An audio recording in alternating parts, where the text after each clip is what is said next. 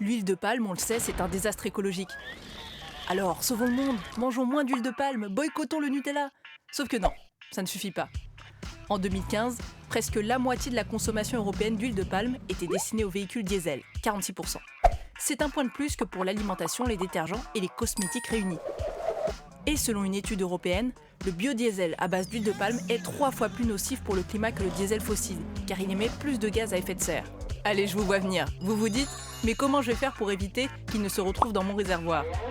C'est pas possible, car en France, les carburants fossiles qui proviennent du sol et les biocarburants fabriqués à base de végétaux sont mélangés et distribués dans nos stations-service. Mais pourquoi l'huile de palme se retrouve partout ? C'est simple, parce que c'est l'huile végétale la moins chère au monde. Sauf que sa production en Asie du Sud-Est, en Amérique latine et en Afrique entraîne des déforestations massives.